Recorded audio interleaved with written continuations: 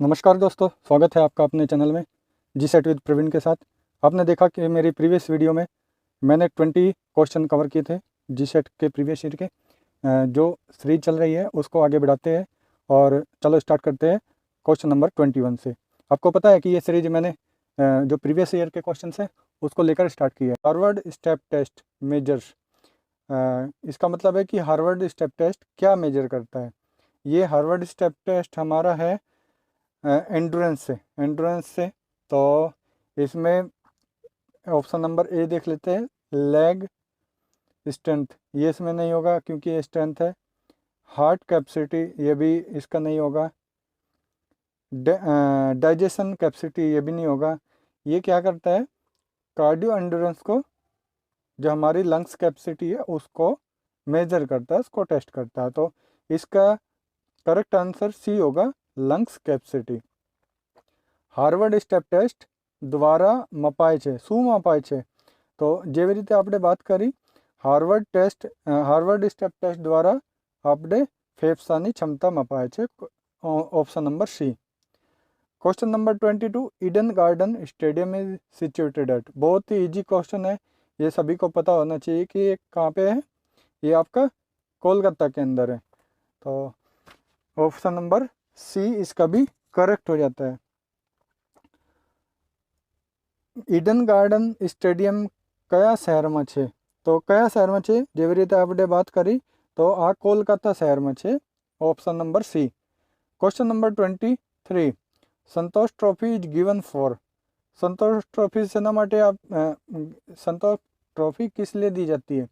संतोष trophy दी जाती है हमारी फुटबॉल के लिए, क्योंकि हॉकी में नहीं आएगी, खो खो में नहीं आएगी, वॉलीबॉल में नहीं आएगी। तो इसका क्वेश्चन नंबर 23 का option A is the correct answer.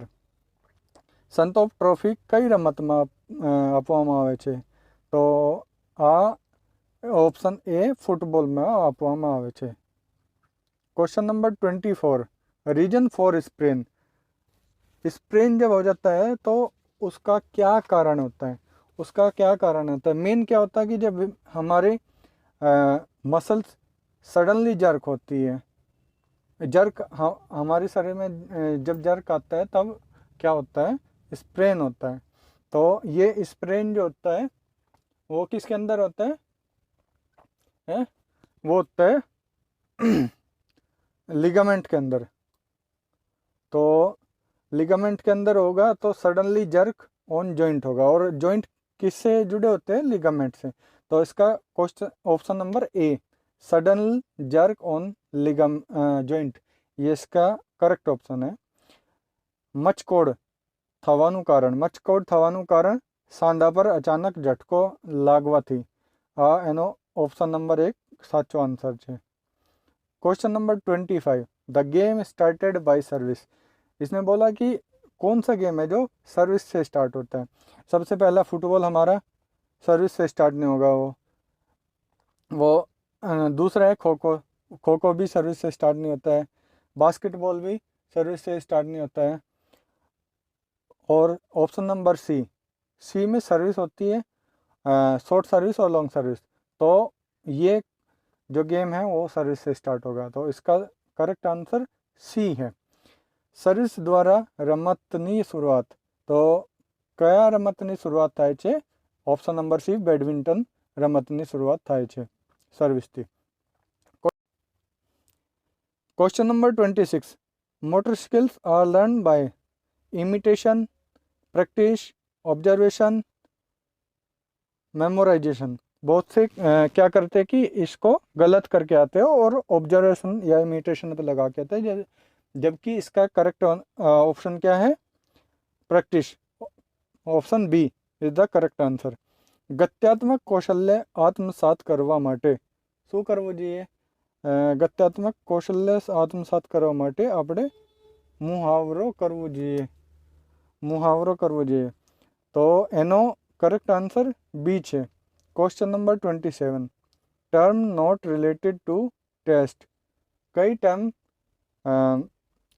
Test से रिलेटेड नहीं है। तो इसमें देख लेते हैं कि हमारे टेस्ट में क्या क्या आता है, ऑब्जेक्टिविटी, रिलायबिलिटी और वैलिडिटी। तो इसके अंदर जो ऑप्शन नंबर ए क्रिएटिविटी है वो इस टर्म से रिलेटेड नहीं है। तो इसका करेक्ट आंसर होगा ऑप्शन ए, कसौटी साथे नई संकलाए तेवे शब्द। तो ऑप्शन नंबर ए સર્જનતા આ શબ્દ થી સંકળાયેલ નથી, તો એનો સાચો આન્સર શું છે? ઓપ્શન નંબર એ।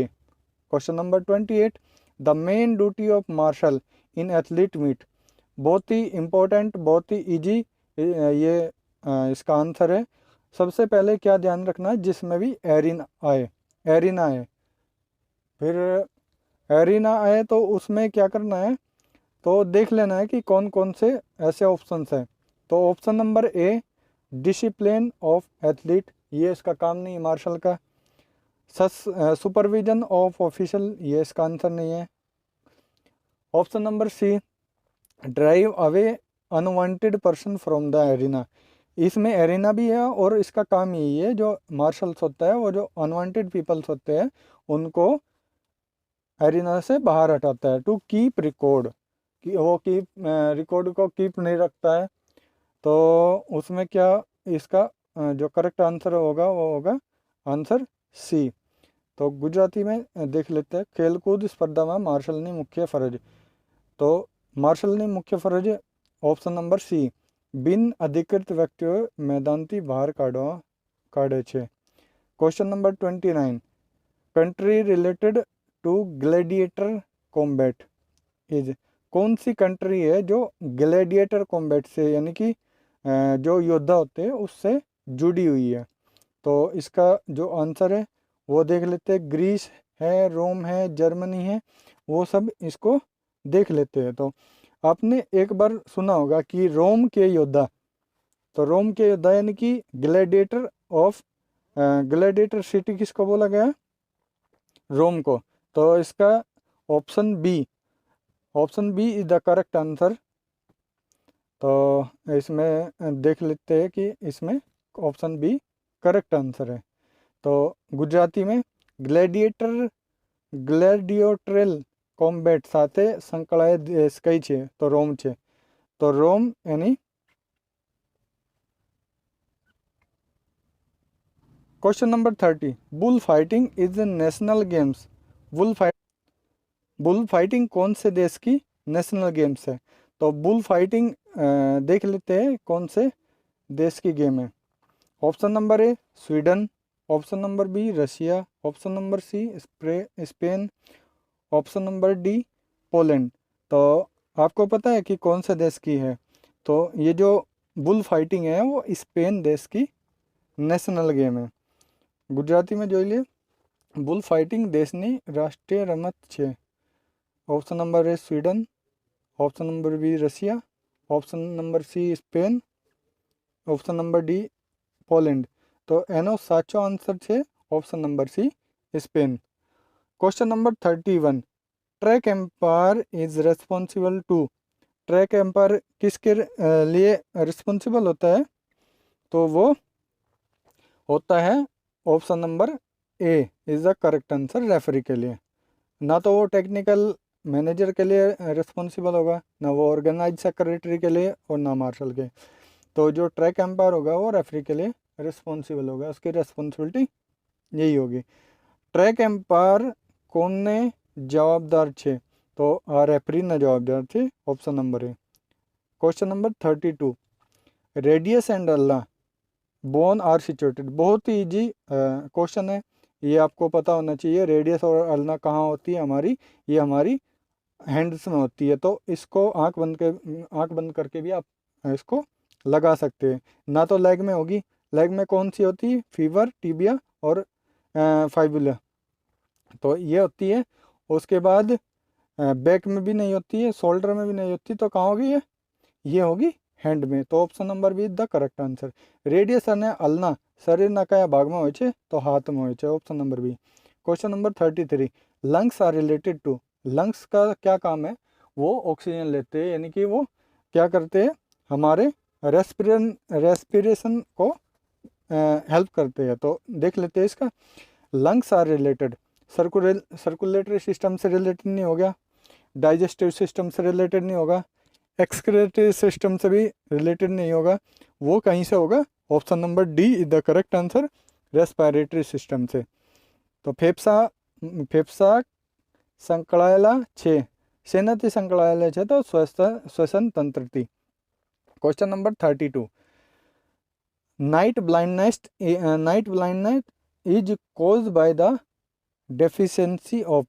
जो नाइट ब्लाइंडनेस है, रात में जो देखने उसका विजन करने में प्रॉब्लम होती है, वो किस विटामिन की वजह से, किस विटामिन की कमी की वजह से होता है? तो विटामिन सी की वजह से नहीं होता है, विटामिन डी की वजह से भी नहीं होता है, विटामिन ई की वजह से भी नहीं होता है, विटामिन ए की वजह से होता है। और आप मुझे बता सकते हैं कि विटामिन सी, डी और ई की कमी की वजह से क्या हो सकता है? Question number 26, motor skills are learn by imitation, practice, observation, memorisation. बहुत से क्या करते हैं कि इसको गलत करके आते हैं और ऑब्जर्वेशन या इमिटेशन पे लगा के आते हैं, जबकि इसका करेक्ट ऑप्शन क्या है? Practice, option B is the correct answer. गत्यात्मक कौशल्य आत्मसात करवा માટે શું કરવું જોઈએ? ગત્યાત્મક કૌશલ્ય આત્મસાત કરવા માટે આપણે મુહાવરો કરવો જોઈએ। તો એનો કરેક્ટ આન્સર બી છે। Question number 27, term not related to test. कई टर्म टेस्ट से रिलेटेड नहीं है। तो इसमें देख लेते हैं कि हमारे टेस्ट में क्या क्या आता है, ऑब्जेक्टिविटी, रिलायबिलिटी और वैलिडिटी। तो इसके अंदर जो ऑप्शन नंबर ए क्रिएटिविटी है, वो इस टर्म से रिलेटेड नहीं है। तो इसका करेक्ट आंसर होगा ऑप्शन ए, कसोटी साथे नहीं संकળાય તેવે शब्द। तो ऑप्शन नंबर ए, सर्जनता आ शब्द થી સંકળાય નથી। तो એનો સાચો આન્સર શું છે? Option number A. Question number 28, the main duty of marshal in athlete meet. बहुत ही इंपॉर्टेंट, बहुत ही इजी ये इसका आंसर है।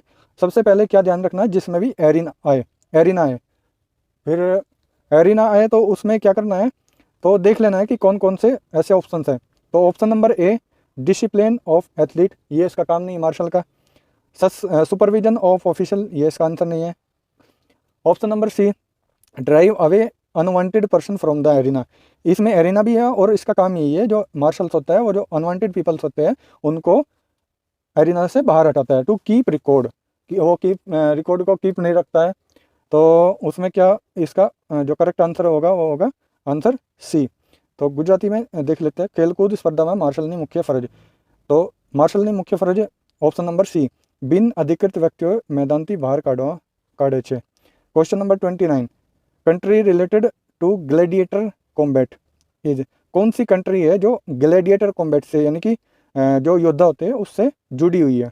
तो इसका जो आंसर है वो देख लेते हैं, ग्रीस है, रोम है, जर्मनी है, वो सब इसको देख लेते हैं। तो आपने एक बार सुना होगा कि रोम के योद्धा, तो रोम के योद्धा यानी कि ग्लैडिएटर सिटी किसको बोला गया?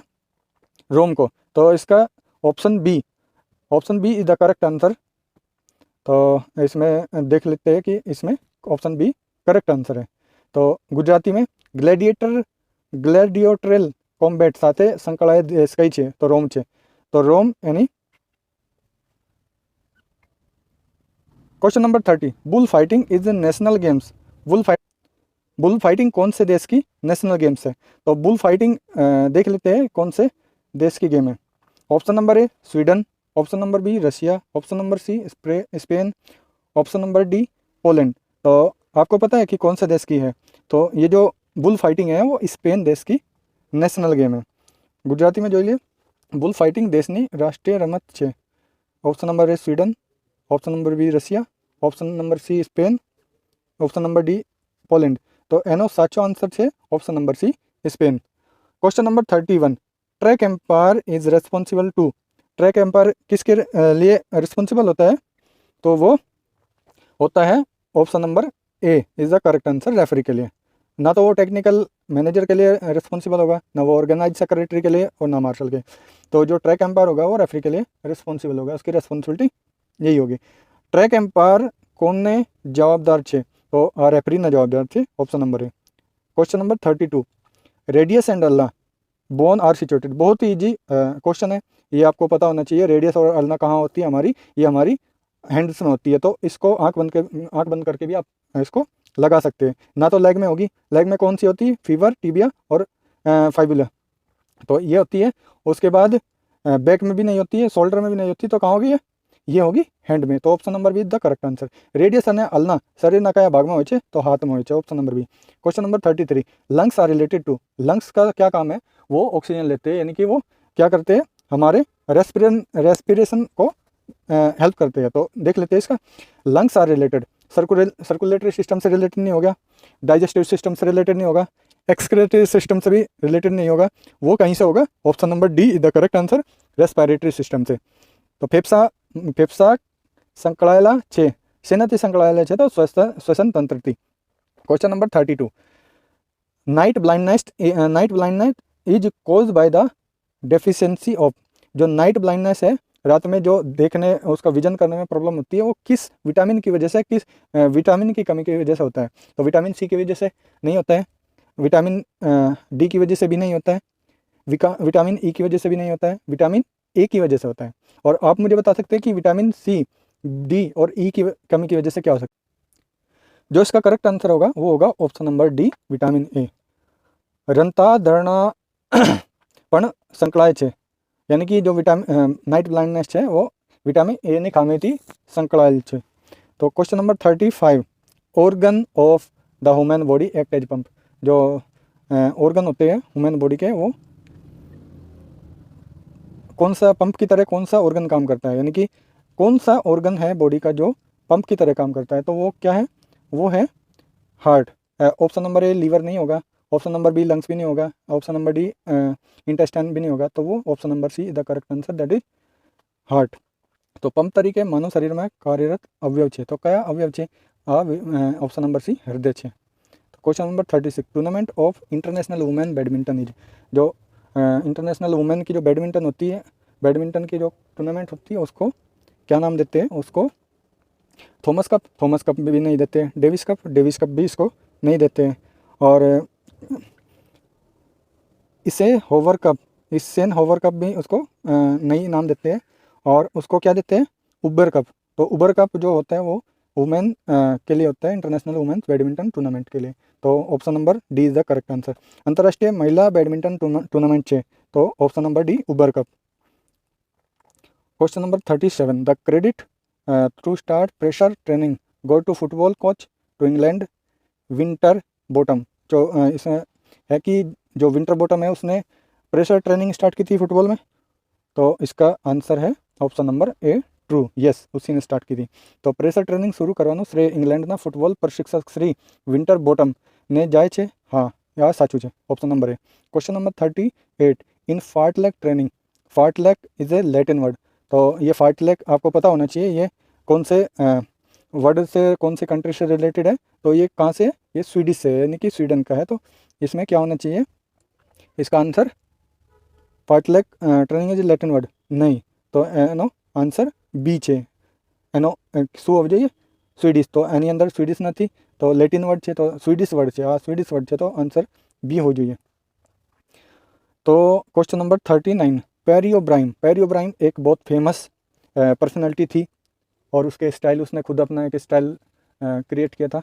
तो वो क्या था कि कौन से गेम में था, लॉन्ग जंप में था कि शॉर्ट पुट में था, आप बता सकते हैं। हाँ राइट, वो शॉर्ट पुट में था, उसने अपनी खुद की एक टेक्निक यूज की थी जिसको पेरी ओब्राइन स्टाइल के नाम से जाना जाता है। तो इसका जो करेक्ट आंसर होगा वो आंसर नंबर ए, यानी कि option A, true. Question number 40, while taking rotation in hammer throw, जब हम हैमर थ्रो में रोटेशन लेते हैं, head of the hammer touch, जो हैमर का हेड होता है, touch it to the ground and foul is recorded, यदि उसका हेड टच हो जाए तो उसको क्या फाउल काउंट करते हैं, तो ऐसा तो कुछ नहीं है, उसको फाउल काउंट नहीं करते हैं। तो इसका जो आंसर होगा ऑप्शन नंबर बी, फॉल्स। हथौड़ा फेंक में ફિરકી દરમિયાન હથોડો જમીનને સ્પર્શ છે અને ફાઉલ નોંધવામાં આવે છે, ઓપ્શન નંબર બી ખોટું। Question number 41, the minimum weight of javelin for man is 800 gram, right, जो मैन के लिए होता है जेवलिन का वेट वो 800 होता है, तो option number is the correct answer. पुरुषों माटेनी बर्चीનું न्यूनतम वजन 800 ग्राम હોય છે, સાચું ऑप्शन नंबर है। Question number 42, in isometric turning pushing the ball exercise is included.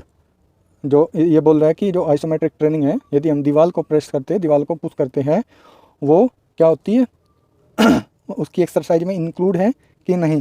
तो इसके यदि हम आइसोमेट्रिक का क्या मतलब है, आइसो का मतलब है सेम और मेट्रिक का मतलब मसल्स, जिसमें हमारी मसल्स चेंज, मसल टोन ना हो, चेंज ना हो, उसका शेप और साइज वही रहे।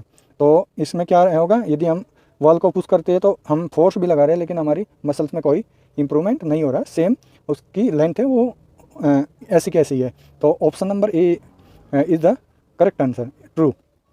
આઇસોમેટ્રિક ટ્રેનિંગમાં દિવાલને ધક્કો મારવાની કસરતો સમાવેશ થાય છે। ઓપ્શન નંબર એ સાચો। Question number 43, the time period in kho kho is 20, 10, 20 minute. जो खो खो के अंदर जो टाइमिंग होता है वो क्या होता है, आपको ये पता होनी चाहिए, ये बहुत ही इजी है। और उसके अंदर 20 नहीं होता है, तो इसका ये क्या है, ऑप्शन नंबर बी, ये खोटा है, यानी कि ये फॉल्स है। तो खो खो में रमतનો સમય 20, 10, 20 મિનિટ હોય છે, નો, ખોટું। Question number 44, there is a of side rule in the game of handball. जो ये बोल रहा है कि ऑफ साइड, हैंडबॉल के अंदर एक ऑफ साइड रूल है, तो वो क्या हैंडबॉल में है कि कोई और गेम में। तो आपको इससे क्लियर हो जाना चाहिए कि वो हैंडबॉल में नहीं है, वो फुटबॉल के अंदर है। तो इसका क्या होगा, ये हैंडबॉल में है कि नहीं है, तो ये फॉल्स है। Option number B is the correct answer, यानी कि ये फॉल्स है। तो हैंडबॉलની રમતમાં ઓફ સાઇડનો નિયમ હોય છે। ऑप्शन नंबर बी खोटू। Question number 45, the game of hockey is started by back pass. जो हॉकी होती है वो बैक पास से स्टार्ट होती है, उसका जो गेम स्टार्ट होता है वो बैक पास से स्टार्ट होता है, बिल्कुल ठीक है। Option number A the correct answer, क्योंकि जब भी हम हॉकी का गेम स्टार्ट करते हैं तो बैक पास से स्टार्ट करते हैं। हॉकीની રમત બેક પાસથી શરૂ કરવામાં આવે છે, તો સાચું છે, option number A the correct answer. तो अब क्या है, अभी हमें है मैचिंग करना है, यानी कि जो लिस्ट 1 और लिस्ट 2 दी हुई है उसमें देखना है कि कौन सा उसमें सही है। तो आपके सामने है स्पीड यदि हम इसको लेंगे, स्पीड है, इंड्योरेंस है, फ्लेक्सिबिलिटी है, एजिलिटी है। यदि इसमें हमें कुछ पता नहीं चलता है तो सबसे पहले जो हमें आता है उसको कंफर्म कर लीजिए। जैसे मैं आपको बता देता हूँ कि एजिलिटी का मतलब होता है चपलता। तो चपलता में क्या करेगा, वो जिगजैग रनिंग कर सकता है। तो ये कंफर्म हो गया कि डी का 1 होगा। तो डी का 1 हो गया, तो ये ऑप्शन नंबर ए, इसमें आप मैच भी कर सकते हैं लेकिन ये इसका शॉर्ट ट्रिक है। तो इसमें आप देखेंगे कि डी का 1, यानी कि option number A the correct answer. फिर एंड्योरेंस यानी कि बी का क्या होना चाहिए, 4 नंबर, यानी कि 800 मीटर वो रन करेगा, लॉन्ग रन करेगा, तो उसका एंड्योरेंस बढ़ेगा। फ्लेक्सिबिलिटी सिट एंड रीच होगा, और एजिलिटी मैंने आपको बता ही दिया। तो ये इसी तरीके से वो कर सकता है। और यदि 50 मीटर वो रन करता है वो स्पीड होगा। तो आपको सबसे पहले इसमें टाइम वेस्ट नहीं करना है, सबसे पहले देखना है कि कॉमन क्या है। तो इसमें हमने एजिलिटी चेक करी, जिग जैग रनिंग, तो जिग जैग रनिंग से उसमें पता चल गया कि option number A is the correct answer. એવી રીતે ગુજરાતીમાં આપણે વાત કરીએ તો ઝડપમાં સ્પીડ, यानी कि झड़पમાં 50 મીટરની દોડ કરશે તો ઝડપ આવશે। સહન શક્તિ 800 મીટરની દોડ કરશે। નમ્યતા यानी कि सीट एंड रीचનો ટેસ્ટ હોય છે, કરશે તો નમ્યતા આવશે। ચપલતા यानी कि जिगजैग, સર્પાકાર દોડ, એની અંદર એકદમ આપણે સર્પાકાર જેવું દોડવું પડે, એટલે option number A is the correct answer, option number 1 સાચું છે। क्वेश्चन नंबर 47, लिस्ट 1 और लिस्ट 2। 100 मीटर रन, तो shot put, option number A 100 meter run, shot put, 110 meter hurdle और मैराथन रेस। तो यदि वो 100 मीटर रन करता है तो शू आशे, तो यदि वो 100 मीटर रन करेगा तो क्या आएगा, स्पीड आएगी। यस, वेरी गुड, वो स्पीड आएगी। और शॉर्ट पुट यदि वो करता है तो शॉर्ट पुट में क्या आएगा, शॉर्ट पुट के अंदर आपका क्या होगा, एक्सप्लोसिव पावर होगी, क्या होगा आप मुझे बता सकते हैं, एक्सप्लोसिव पावर। और यदि मैराथन करेगा तो एंड्योरेंस आएगा, 110 मीटर करेगा तो उसका क्या आएगा, एजिलिटी आएगी। तो इसको मैच कर लेते हैं। इसका जो करेक्ट आंसर होगा वो होगा ए का 1। तो ए का 1 किस में है, एकदम पता चल गया हमें। 1 सेकंड में यदि हमें पता होता था कि 100 मीटर वो रन करेगा तो स्पीड से करेगा, तो इसमें चेक कर लेते हैं ए का 1 किस में है, तो C, option number C the correct answer. Next question है 48, क्वेश्चन नंबर 48। तो पहले हम जो क्वेश्चन नंबर 27 है उसको गुजराती में हम एक बार ले लेते हैं। यादी 1 और यादी 2, 100 मीटરની દોડ કરશે તો 100 આવશે ઝડપ આવશે। તો એનો જો ઓપ્શન છે એનાથી ખબર પડી જશે કે 100 મીટરની દોડ કરશે તો ઝડપ આવશે. તો ઝડપ કયામાં છે? સી, यानी कि सी ऑप्शનમાં છે એના 1. तो એનો जो करेक्ट आंसर રહેશે वो રહેશે क्वेश्चन ऑप्शन नंबर 1. तो अपने 48 क्वेश्चन की तरफ चलिए, लिस्ट 1 और लिस्ट 2. लिस्ट 1 में दिया होगा ओलंपिक सिटी और लिस्ट 2 में दिया हुआ है ओलंपिक ईयर. लिस्ट 1 के अंदर देख लेते हैं. Option A Munich, option B Montreal, option C Moscow, option D Los Angeles. आपको इसके ईयर सबसे पहले पता होने चाहिए कि ये कहाँ पे हुआ था, कौन सी कंट्री में ये हुआ था. ईयर वाइज इसको याद भी कर लेना है क्योंकि ये आता ही आता है, बहुत इंपॉर्टेंट पार्ट है. तो सबसे पहले देख लेते हैं कि मुनिच में कब हुआ था. तो यदि हम देखने जाए तो मुनिच में कब हुआ था? ये हुआ था आपका 1972 में. तो 1972 में मुनिच में हुआ. तो मॉन्ट्रियल में कब हुआ? मॉन्ट्रियल में हुआ 1976 में. और मॉस्को में हुआ था ये 1980 के अंदर. और लॉस एंजल्स में कब हुआ? लॉस एंजल्स में हुआ था 1984. तो इसका जो मैच हो रहा है वो कौन सा है? ऑप्शन नंबर ए.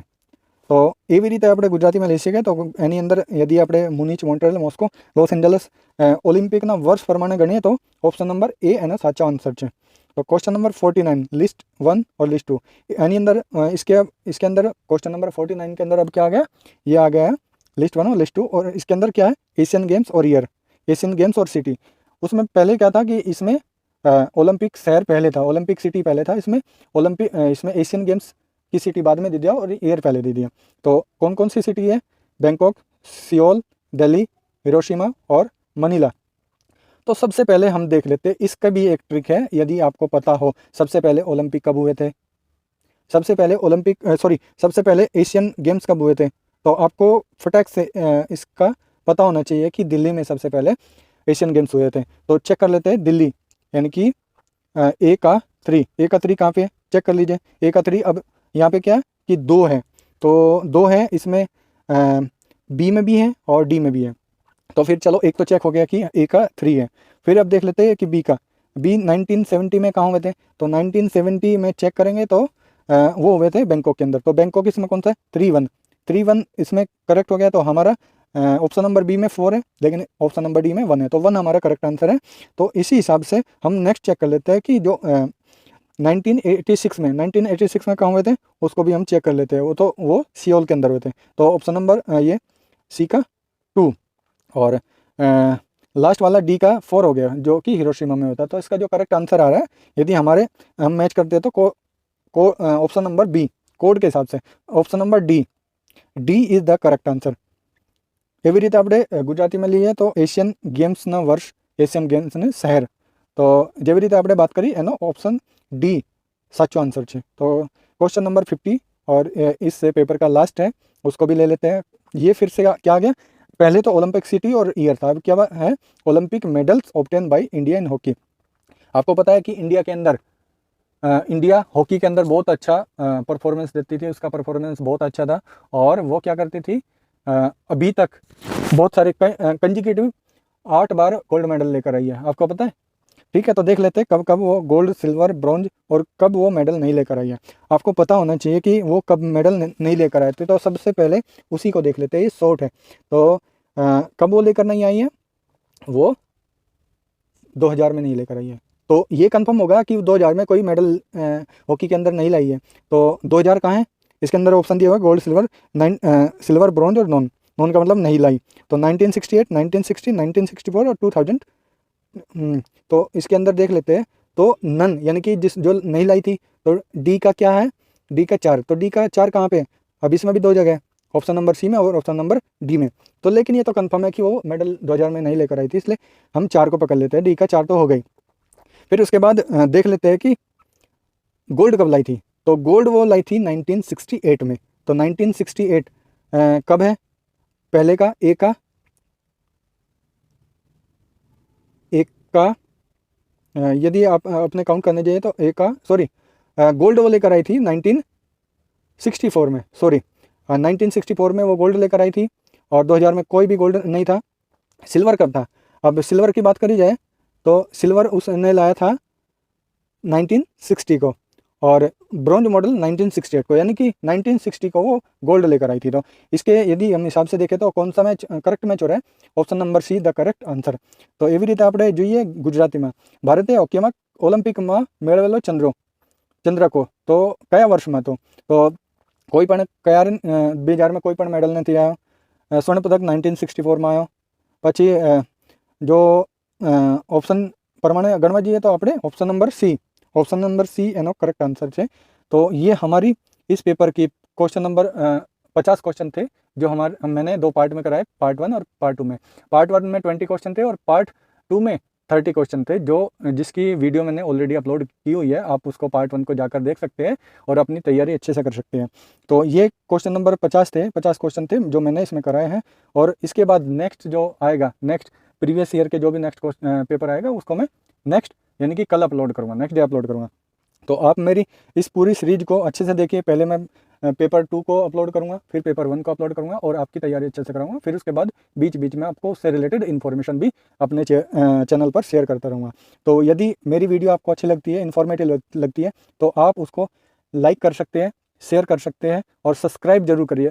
बेल आइकन को आप दबा के रखिए, क्योंकि जब भी मैं आपको वीडियो अपलोड करूँ सबसे पहले आपको पता चले, तो उस इन्फॉर्मेशन का आपके पास पहुँचे। तो उसके लिए आप मेरे चैनल को सब्सक्राइब कर लीजिए। तो फिर मैं इसी मैसेज के साथ मिलता हूँ कि आप अपनी जीसेट की तैयारी अच्छे से करते रहिए और अब की बार हमें जीसेट क्वालिफाई करना है, क्लियर करना है। तो मिलते हैं किसी नेक्स्ट वीडियो में बहुत ही इन्फॉर्मेटिव इन्फॉर्मेशन के साथ। तब तक thank you so much, bye.